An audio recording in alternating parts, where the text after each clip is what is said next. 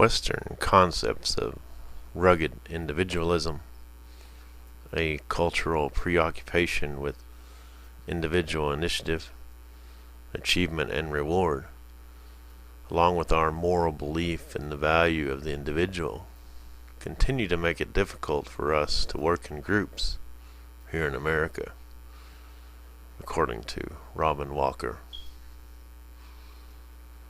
However, there are many rewards for group effort that include acceptance by others, camaraderie, assistance in reaching personal goals, social support, exposure to new ideas, and opportunities to interact with people who are interesting and attractive. When in a group, I'm well aware that there are always going to be an abundance of leaders. I have no real research on this other than the Western cultural norms mentioned earlier. For that reason, I observe to fill out what kind of role each person is going to serve, even in cases where I have been given the formal role of the group leader. Some people will do their darndest to not be led. I keep an eye out for that. I find that this is the most overwhelming area of conflict, and where groups suffer if someone does not yield to the ego of certain group members. Oftentimes I let that type of person feel empowered, else they are likely to sacrifice the project for their own individual needs. From that perspective, using Walker's Table 10-1, I have to think that in the most recent groups I've been in, I've served as the gatekeeper, expediter, by smoothing communication with a set of procedures to ensure equal participation. Generally speaking, I have to believe that I've always taken on more task-oriented roles as opposed to individual ones. However, considering this Western concept of the individual, it is imperative that one keep those aspects in mind as well.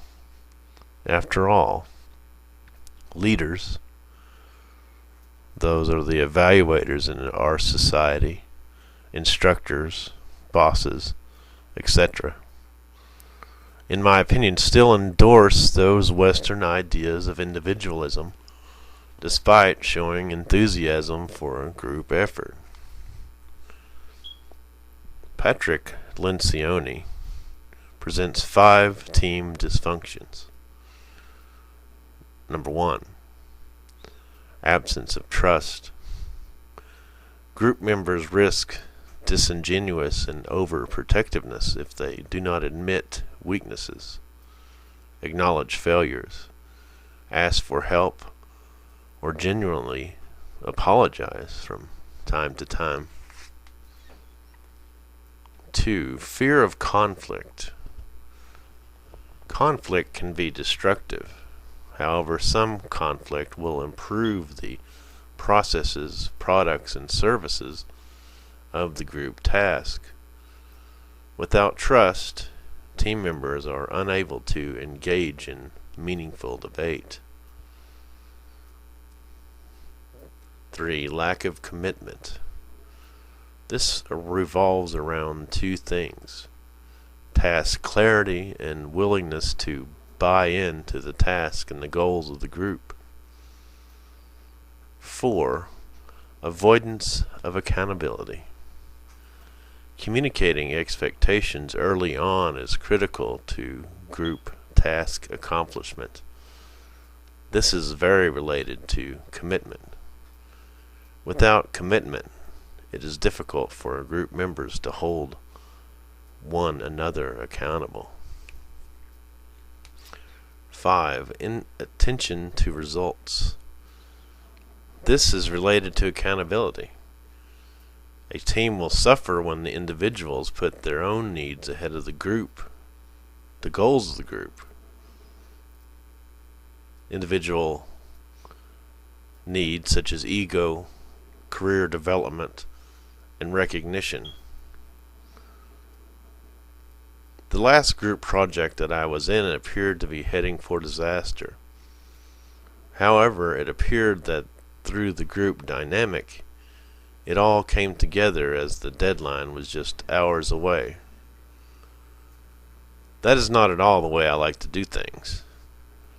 However, each group is made up of differing types of personalities, and this individual awareness is key to a group's success or failure.